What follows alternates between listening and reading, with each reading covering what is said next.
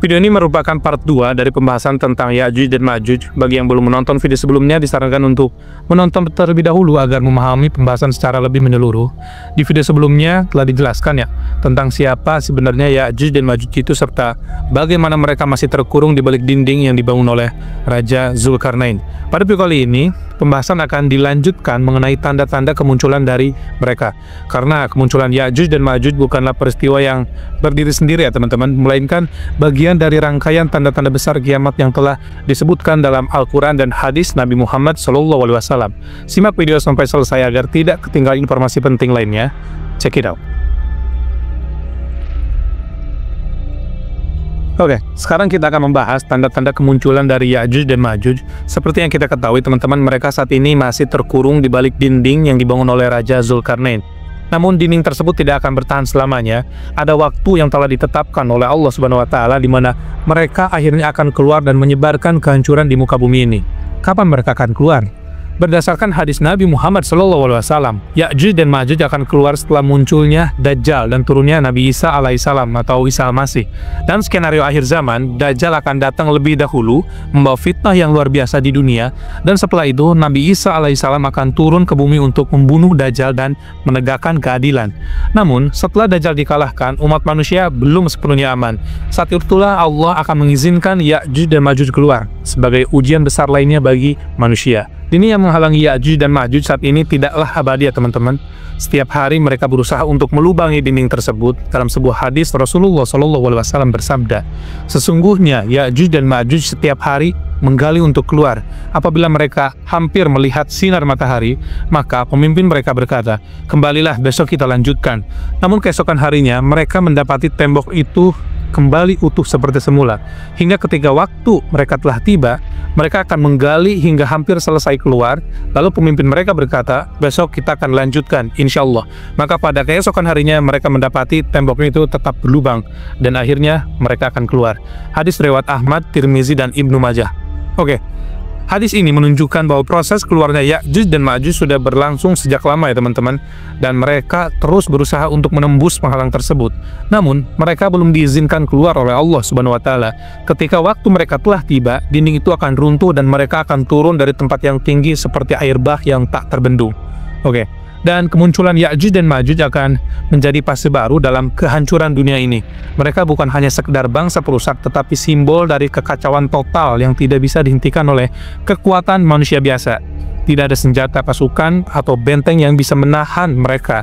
Mereka akan menyapu habis segala yang ada di hadapan mereka, hingga bumi dipenuhi dengan kehancuran dan keputusasaan. Namun, meskipun Ya'juj dan Ma'juj akan menjadi ancaman yang sangat besar bagi dunia ini, mereka tetaplah berada dalam kendali Allah Subhanahu wa Ta'ala.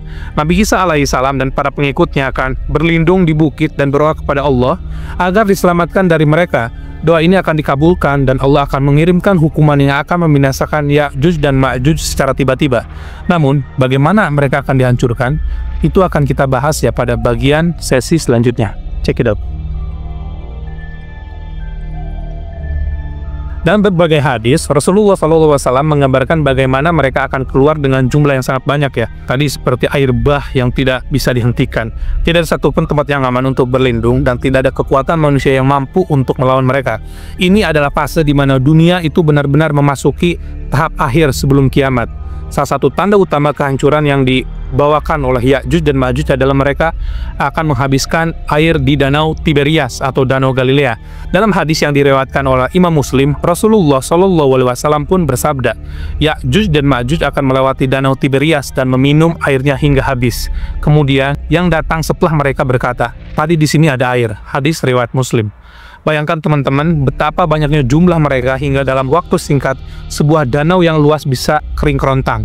Danau Tiberias sendiri adalah salah satu sumber air untuk Palestina ya, utamanya di daerah Palestina dan sekitarnya. Jika danau ini mengering, maka jutaan orang akan kehilangan akses air bersih yang menyebabkan krisis besar bagi manusia yang masih hidup pada saat itu. Setelah menghabiskan sumber air di Danau Tiberias, teman-teman, Ya'juj dan Ma'juj itu akan melanjutkan kehancurannya mereka. Mereka tidak hanya menghancurkan tanaman dan hewan, tetapi juga membantai siapapun yang mereka temui. Tidak ada kekuatan militer atau teknologi yang mampu mengalahkan mereka. Para tentara yang mencoba melawan akan disikat habis tanpa ampun, dan kota-kota besar akan hancur dalam sekejap mata. Dalam beberapa riwayat disebutkan bahwa mereka itu akan menyebarkan kehancuran ke seluruh dunia ya, dalam waktu yang sangat-sangat singkat. Namun, ada satu kelompok manusia yang selamat dari bencana ini, yaitu mereka yang beriman dan mengikuti Nabi Isa alaihissalam. Nabi Isa akan memimpin orang-orang beriman untuk melarikan diri ke tempat perlindungan yang disebutkan dalam berbagai hadis sebagai Bukit Pur atau Gunung Tursina. Mereka tidak akan memiliki kemampuan untuk menghadapi Ya'juj dan Ma'juj secara langsung ya, sehingga satu-satunya cara untuk bertahan hidup adalah dengan bersembunyi dan berlari dan berdoa kepada Allah Subhanahu wa taala. Dalam hadis yang diriwayatkan oleh Imam Muslim, Rasulullah SAW bersabda, Nabi Isa dan pengikutnya akan berlindung di sebuah gunung, dan mereka tidak akan memiliki kekuatan untuk melawan Ya'juj dan Ma'juj. Hingga akhirnya, Nabi Isa alaihissalam dan pengikutnya akan berdoa kepada Allah, meminta pertolongan untuk membinasakan mereka. Hadis riwayat Muslim. Ini adalah masa yang sangat sulit ya teman-teman bagi umat manusia pada saat itu. Tidak ada perlawanan yang bisa dilakukan, tidak ada tempat yang aman selain perlindungan dari Allah Subhanahu wa taala. Mereka yang masih hidup akan mengalami kelaparan, ketakutan, dan kesulitan yang belum pernah terjadi sebelumnya dalam sejarah umat manusia. Namun, apakah Ya'juj dan Ma'juj akan terus merajalela tanpa henti? Bagaimana akhirnya mereka akan dikalahkan? Jawaban dari pertanyaan ini akan kita bahas ya pada bagian sesi selanjutnya. Let's go! Oke, setelah berlindung karena tidak bisa melawan pasukan Ya'juj dan Ma'juj, Nabi Isa alaihissalam dan kaum beriman berdoa kepada Allah Subhanahu wa taala agar diselamatkan dari serangan Ya'juj dan Ma'juj. Dalam sebuah hadis, Rasulullah SAW bersabda, Isa putra Maryam dan para pengikutnya akan berdoa kepada Allah, dan Allah akan mengirimkan wabah ke leher mereka sehingga mereka semua mati dalam semalam. Hadis riwayat Muslim. Allah tidak mengizinkan Ya'juj dan Ma'juj untuk berkuasa selamanya. Setelah doa Nabi Isa alaihissalam dan kaum beriman itu dikabulkan, Allah akan mengirimkan wabah atau penyakit misterius yang menyerang Ya'juj dan Ma'juj dengan sangat cepat ya. Dalam semalam mereka akan mati bergelimpangan seperti daun-daun jatuh di musim gugur. Tubuh mereka yang tak terhitung jumlahnya akan menutupi tanah dan memenuhi setiap sudut dari bumi. Dan setelah Ya'juj dan Ma'juj dibinasakan oleh wabah misterius yang dikirimkan oleh Allah Subhanahu wa taala, dunia tidak langsung kembali normal teman-teman. Meskipun umat manusia telah selamat dari kehancuran besar yang mereka timbulkan, masalah baru muncul. Akibat jasad mereka yang memenuhi bumi, jumlah mereka yang sangat banyak yang menyebabkan tanah dipenuhi oleh mayat-mayat yang membusuk, menimbulkan bau yang sangat menyengat, serta bencana lingkungan yang luar biasa.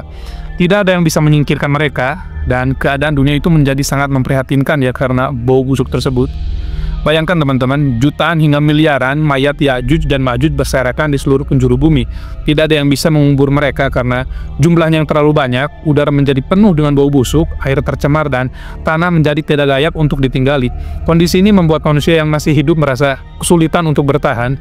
Jika ini terus berlanjut, maka bumi tidak akan bisa lagi menjadi tempat yang layak untuk ditinggali manusia. Kemudian, Allah Subhanahu wa taala akan mengirimkan burung-burung raksasa untuk membawa dan membuang jasad Ya'juj dan Ma'juj di tempat yang tidak diketahui. Selain itu, Allah akan menurunkan hujan deras yang akan membasuh bumi, membersihkannya dari kotoran dan bau busuk yang ditinggalkan oleh Ya'juj dan Ma'juj. Dalam sebuah hadis, Rasulullah SAW bersabda, kemudian Allah mengutus burung-burung seperti leher unta yang membawa mereka dan melemparkannya ke tempat yang Allah kehendaki. Hadis riwayat Muslim. Dan burung-burung ini akan membawa mayat Ya'juj dan Ma'juj ke suatu tempat yang tidak diketahui oleh manusia, yang berpendapat bahwa jasad mereka akan dilempar ke lautan atau ke tempat yang telah Allah siapkan. Dengan cara ini, bumi akan mulai dibersihkan dari sisa-sisa kehancuran bangkai yang Ya'juj Ma'juj tinggalkan. Setelah burung-burung raksasa itu menyelesaikan tugasnya, Allah akan menurunkan hujan lebat yang belum pernah terjadi sebelumnya. Hujan ini bukan sekedar hujan biasa, tetapi hujan yang memiliki kekuatan untuk membersihkan bumi dari kotoran, bau busuk, dan kerusakan yang ditinggalkan oleh Ya'juj dan Ma'juj. Dalam hadis disebutkan bahwa hujan ini membasuh bumi hingga kembali bersih seperti kaca. Kemudian Allah menurunkan hujan yang tidak bisa membiarkan satu rumah tanpa terkena airnya, hingga bumi bersih seperti kaca. Hadis riwayat Muslim. Setelah hujan turun, membasuh dan membersihkan bumi, kehidupan akan kembali normal untuk sementara waktu. Umat manusia yang masih hidup akan merasakan keberkahan yang luar biasa.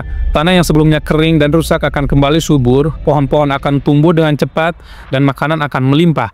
Hewan-hewan ternak akan menjadi lebih besar dan lebih produktif, memberikan manfaat yang lebih besar bagi manusia. Ini adalah masa di mana dunia akan kembali damai sebelum akhirnya datang tanda-tanda kiamat terakhir berikutnya. Namun, keberkahan ini tidak berlangsung lama. Meskipun Ya'juj dan Ma'juj telah musnah dan bumi telah dibersihkan, ini justru menjadi peringatan terakhir bahwa hari kiamat sudah sangat-sangat dekat.